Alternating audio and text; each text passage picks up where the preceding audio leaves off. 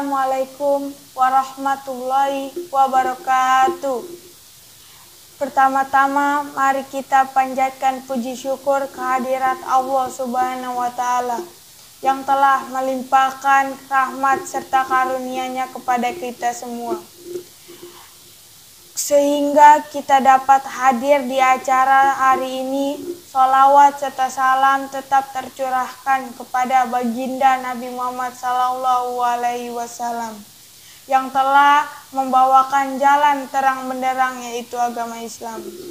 Pada kesempatan hari ini, saya Salwa Alifia kelas 7C akan belajar membawakan kultum yang indah untuk direnungkan yang bertema mereguk lezatnya saum Ramadan. Sahabat Mat Santara TV yang diridhoi Allah, saum memang mengharuskan seseorang menahan diri dari berbagai keinginan. Saum membuat pelakunya lapar dan haus seharian. Namun, di balik itu, Allah sediakan kompensasi yang membuat hati orang mukmin bergembira menjalani Ramadan. Kegembiraan yang mampu mengalahkan segala bentuk kelelahan dan kesusahan saat menjalani saum. Karena itulah para salafus soleh dahulu betul-betul merasakan lezatnya saum melebihi kelezatan yang dirasakan oleh orang-orang yang mengenyam makanan yang disukainya. Seperti Amir bin Abdul Al-Qais yang menangis saat menghadapi kematian lalu ditanya, "Apakah Anda takut menghadapi kematian sehingga Anda menangis?" Beliau menjawab, "Kenapa aku tidak boleh menangis? Dan siapa pula yang lebih berhak menangis daripada saya? Hanya saja demi Allah, saya menangis bukan karena takut mati atau ingin tinggal berlama-lama tinggal di dunia. Akan tetapi aku menangis karena harus berpisah dengan saum di hari yang panas dan sholat malam yang dingin." Hal serupa dikatakan oleh Abdurrahman bin Al-Aswad An-Nahki yang menjelang wafatnya berkata, "Alangkah sedihnya berpisah dengan sholat dan saum."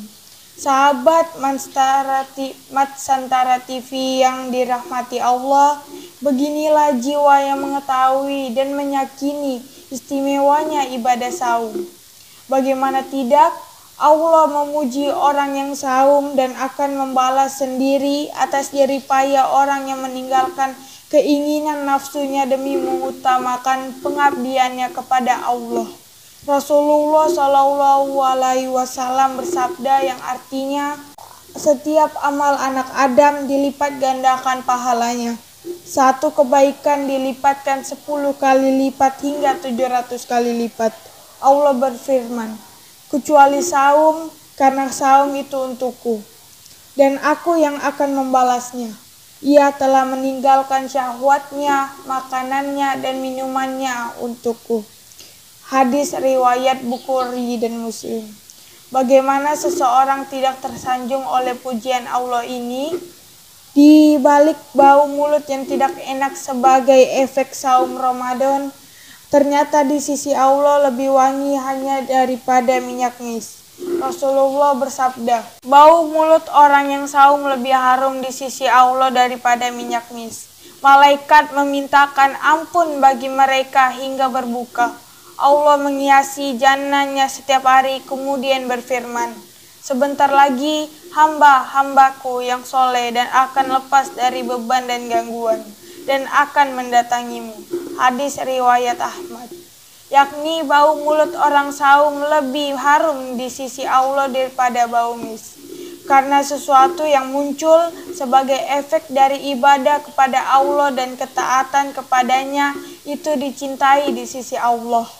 Dengannya dia akan menggantikan sesuatu yang lebih baik, lebih utama dan lebih istimewa.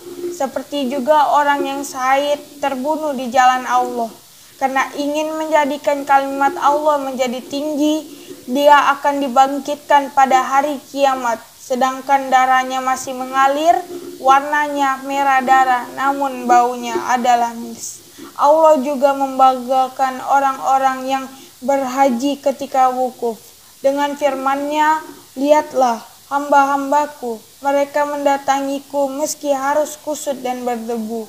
Hadis riwayat Ahmad dan Ibnu Hibban. Sahabat Matsantara TV yang berbahagia, bagaimana kita tidak senang menjalankan saum, sedangkan malaikat akan memintakan ampun bagi orang-orang yang saum hingga datangnya waktu berbuka. Padahal malaikat adalah hamba yang dimuliakan di sisi Allah. Doa-doanya pastilah dikabulkan oleh Allah. Rasa lapar hanya sebentar, haus hanya sementara, dan keletihan segera sirna. Bersamaan dengan itu, Allah menghiasi jannah untuk menggantikan kesusahan orang yang saum dengan kenikmatan. Hingga dia berfirman, sebentar lagi hamba-hambaku yang soleh akan lepas dari beban dan gangguan. Dan masih banyak lagi fadilah dari Syam Ramadan. Hanya saja saum memiliki adab yang wajib dijaga sehingga seseorang memperoleh faedah yang optimal dengan saumnya. Orang yang saum adalah orang yang menjaga anggota badannya dari dosa, menjaga lisannya dari kata-kata keji dan dusta, menjaga perutnya dari makanan dan minuman haram, dan menjaga kemaluannya dari tindakan keji. Jika dia berbicara, maka ia berbicara tentang apa yang tidak merusak saumnya. Jika dia berbuat, maka perbuatannya tersebut adalah sesuatu yang tidak menggerogoti pahala saumnya. Sehingga apa yang diucapkan senantiasa bermanfaat dan baik. Begitu pula dengan amal perbuatannya, inilah saum yang disyariatkan, bukan hanya sekedar menahan lapar dan haus saja. Sahabat Matsantara TV yang dirahmati Allah, selayaknya orang yang saum tidak terlalu banyak makan di waktu malam. Jika seseorang kenyang di awal malam, maka dia tidak lagi dapat memanfaatkan sisa malamnya. Begitu pula jika perut seseorang terlalu penuh ketika sahurnya, maka dia tidak lagi dapat memanfaatkan sebagian besar waktu siangnya. Karena terlalu kenyang menyebabkan malas. Di samping itu menjadi hilanglah maksud dari saum jika ternyata berlebihan ketika makan. Sedangkan maksud diperintahkannya saum adalah agar seseorang merasakan lapar dan meninggalkan apa yang disukainya. Mengakhirkan makan sahur lebih diutamakan daripada mengawalkannya, yakni memulai saum tak kala terbit fajar. Allah berfirman, dan makan minumlah hingga terang bagimu benang putih dari benang hitam yang fajar. Quran Surat Al-Baqarah ayat 187. Sebagian orang menyelisihi hal itu. Mereka begadang di malam hari, kemudian makan sahur lalu tidur 1 atau 2 jam sebelum terbitnya fajar. Mereka mengimpun beberapa kesalahan. Mereka telah saum sebelum waktu saum. Bisa jadi mereka meninggalkan sholat jamaah subuh, atau bahkan mereka sholat setelah habis waktunya. Mereka tidak sholat melainkan setelah terbit matahari. Sungguh ini musibah besar. Nauzubillah. Sekian kultum yang dapat saya sampaikan. Kurang lebihnya saya mohon maaf yang sebesar-besarnya. Wabillahi taufik wal hidayah. Wassalamualaikum warahmatullahi wabarakatuh.